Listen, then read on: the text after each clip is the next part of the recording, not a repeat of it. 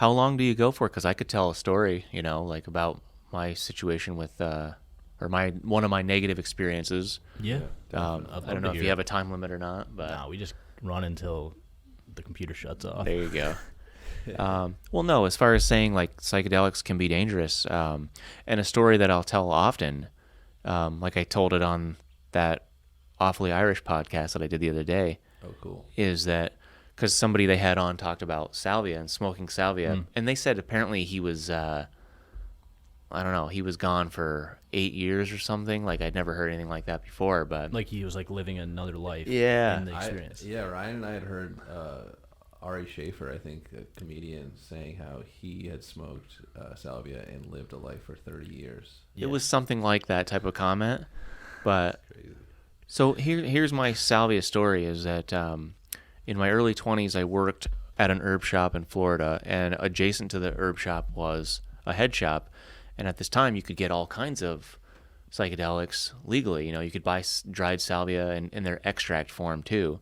And you could buy the stuff to make your own ayahuasca, and it was ridiculous. So you could buy. But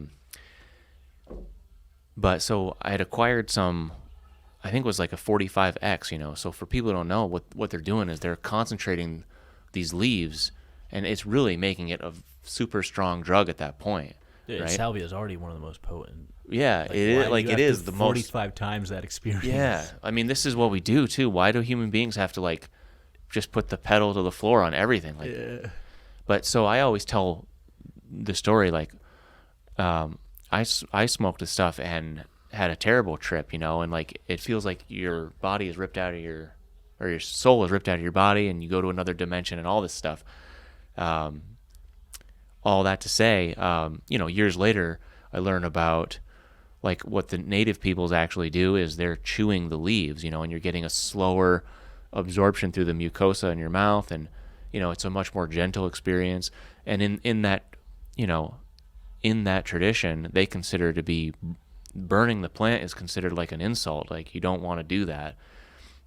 So yeah, I think there's a wisdom in that. I mean, we've talked And about the experience when chewing is completely different, right? Yeah, it's much more subtle and not as intense as smoking the extract, certainly. Yeah. You think about the onset of even like marijuana edibles, it's a much more gradual come on, and then it's a longer... I kind of liken it to DMT and ayahuasca in a way, but you were going to say... Well, Ryan and I have talked about, I think we've talked about it too, Chuck, is the whole thing that took place with 40 like extracts of salvia. Like where does salvia come from? It comes from a pretty small Oaxaca, right, in Mexico. Southern Mexico, Southern yeah. Mexico, like a very small place in Mexico, forest, and that's an example. Sorry to cut you off. Yeah, of where the psychedelic capitalism has gone wrong. Exactly, 100%. Like Yeah. to bring it full circle, this is great, because what they did was they took this salvia, which was unknown really to America. So of course it's legal because it was never written to be illegal.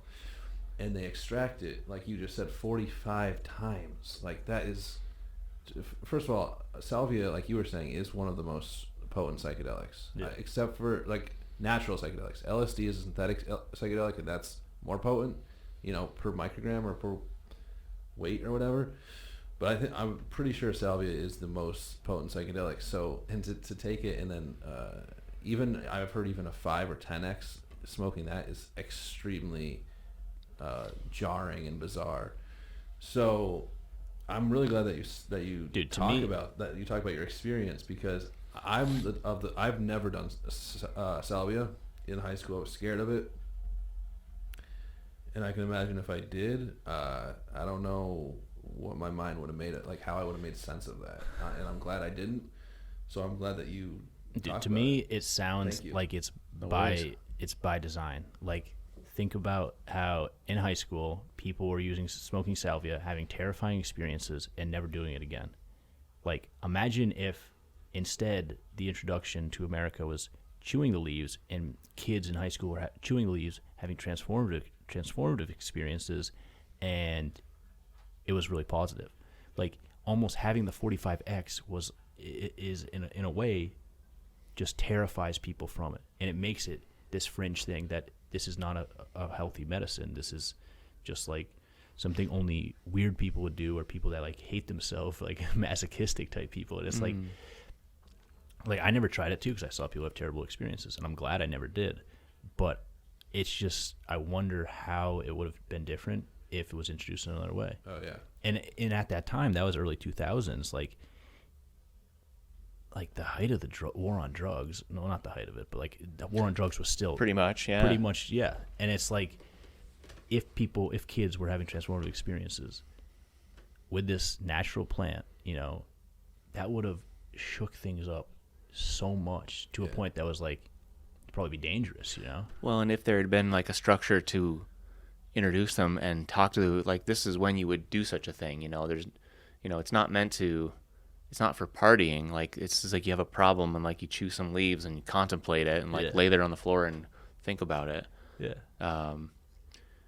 45X extracts for partying, you know, that's like how, like, it just shows like the context, how important the context and the whole holistic view of it is. So that's a perfect example, at least in our lives, that we've lived through, of how psychedelic capitalism can go wrong. Yeah. They're taking this,